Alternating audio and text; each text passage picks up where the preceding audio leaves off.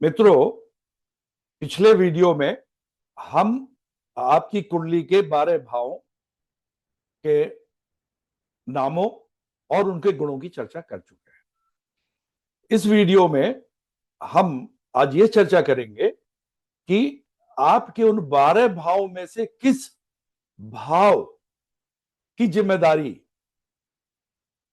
उन 9 ग्रहों में से 7 ग्रहों को दी गई है। क्योंकि राहु और केतु क्योंकि छाया ग्रह है, इसलिए उनको यह जिम्मेदारी वैदिक ज्योतिष में नहीं दी गई है।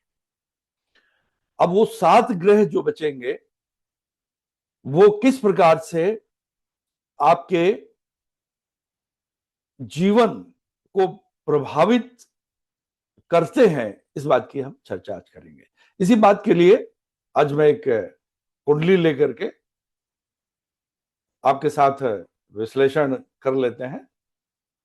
आप फर्स्ट हाउस में आ जाइए, पहले घर में जहां पे सूर्य लिखा हुआ है, प्रथम भाव। मैंने सूर्य को ले लिया है। अब आप ये देखिए, कुल 12 भाव आपको दिखाई पड़ रहे हैं।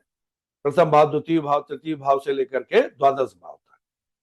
अब आप प्रथम भाव में सूर्य लिखा हुआ देख रहे हैं, यानी पिछले वीडियो हमने आपको बताया था कि आपकी कुंडली का जो प्रथम भाव है यानी लग्न है, वो कौन कौन से गुणों का प्रतिनिधित्व करता है, यानी आपके जीवन के कौन से पहलू यहां से परिलक्षित होते हैं, यानी आपके जीवन की कौन सी घटनाएं पहले भाव से घटित होती।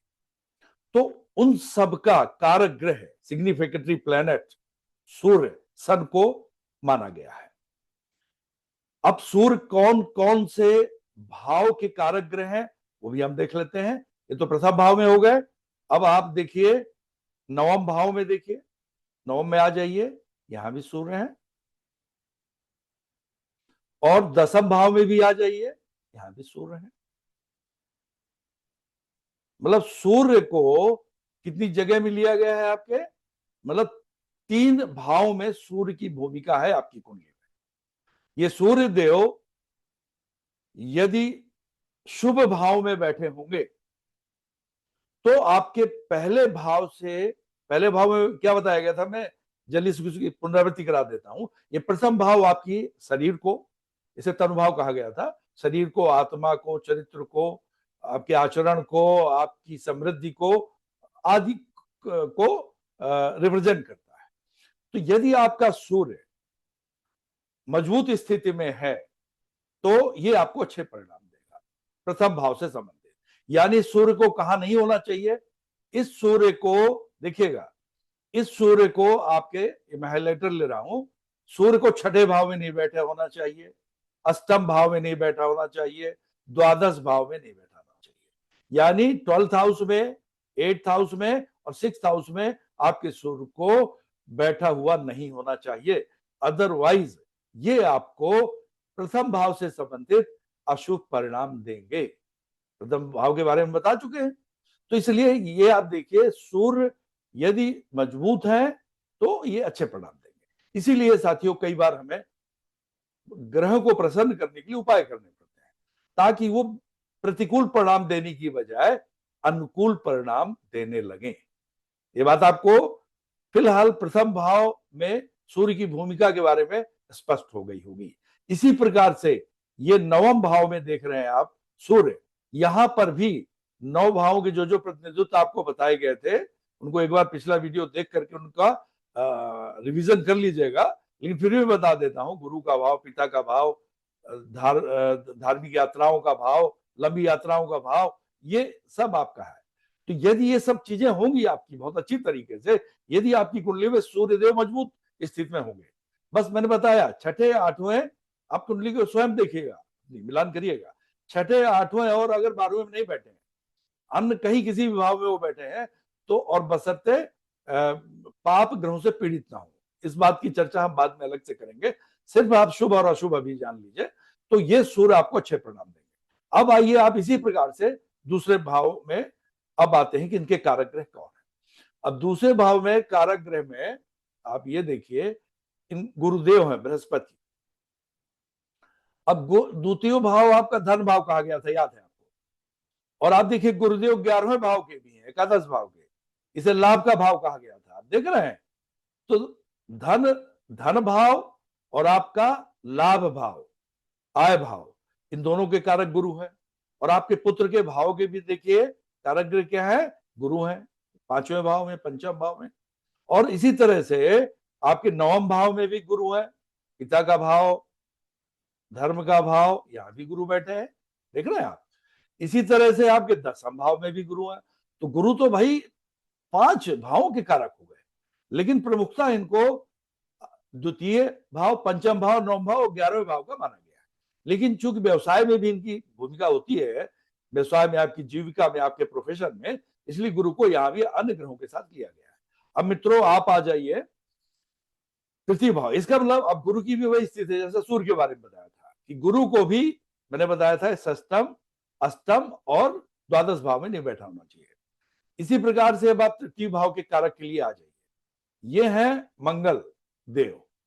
मंगल देव तीसरे भाव के हैं और इसके अलावा वो आपके, एक मिनट यहां भी मैं इसको ऊपर ले लेता हूं,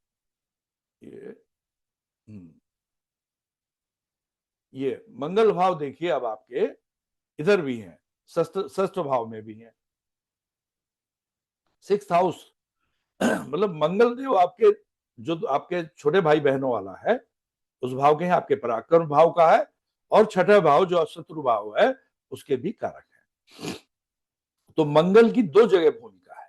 तो अब आप देखिए यदि मंगल आपके शुभ होंगे तो आपके भाई बहनों के साथ संबंध अच्छे होंगे, आपके भाई बहन क्या होंगे, प्रॉस्परस होंगे। इसी तरह से शत्रुओं पर आपको मंगल देव अगर शुभ होंगे तो छठे भाव में भी है कारक ग्रह हो, यहाँ की भी जिम्मेदारी इनको सौंपी गई है, इसलिए ये छठे भाव से संबंधित भी अच्छे फल देंगे। यानी शत्रुओं का नाश करेंगे, आप शत्रुओं का नाश करेंगे, बीमारी से आपकी रक्षा करेंगे, ऋण अधिक आपका होने नहीं देंगे, इस तरह की बात है। अब आइए चतुर्थ भाव में। चतुर्थ भाव में चंद्रमा ये कारक ग्रह हैं। आप चंद्रमा केवल एक ही भाव के कारक है, आप देखिए इन किसी अन्य भाव की जिम्मेदारी इनको नहीं सौंपी गई, ये मातृ भाव की दी गई है, शुभ भाव की जिम्मेदारी, क्योंकि ये माता के कारक होते हैं, माँ के है, आपकी माता के, जननी के, तो इसलिए इनको चंद्र देव को जिम्मेदारी सौंपी गई है। चंद्र देव को मजबूत होने के लिए है इनको भी बुरे भाव में नहीं बैठना चाहिए और सूर्य के बहुत नजदीक नहीं होना चाहिए, सूर्य से 72 डिग्री के अंदर नहीं होना चाहिए, तब भी ये चंद्र अशुभ हो जाते हैं। ठीक है, अब आइए आप चतुर्थ भाव में ही बुध को जिम्मेदारी सौंपी गई है। बुध देव चतुर्थ भाव में किस बात के लिए है, शिक्षा के लिए। ये आपकी जो मिडिल लेवल की एजुकेशन है, ग्रेजुएशन तक की, उसका भाव है चौथा भाव। यदि आप बुध आपके शुभ है तो आपकी ग्रेजुएशन तक की शिक्षा तो बहुत अच्छी होने वाली है साहब, है ना। और बुध को जिम्मेदारी 10th हाउस में भी दी गई है, आप ये देखिए यहां भी बैठे हैं, क्योंकि ये ट्रेड, बिजनेस, व्यवसाय के भी है, इसलिए इसकी भी जिम्मेदारी इनको दी गई है, इनका भी शुभ होना जरूरी है। तो 2 भाव के बुध हो गए, सूर्य 3 भाव के थे, गुरु 1 2 3 4 5 भाव के हो गए, मंगल 2 भाव के हो गए यहां से यहां, और चंद्र एक ही भाव के हैं, चौथे भाव के। अब आया आपका शनिदेव। शनिदेव को आप देखिए ये 6th भाव में आपके बैठे हैं, 6th हाउस में। बीमारी ये देते हैं, उसके कारक हैं, उससे रक्षा भी करते हैं, क्रॉनिक डिजीज या मौत, मृत्यु, या आपकी आयुष कारक भी हैं, आपकी लॉन्जेविटी भी बढ़ाते हैं, 8वें भाव के भी हैं।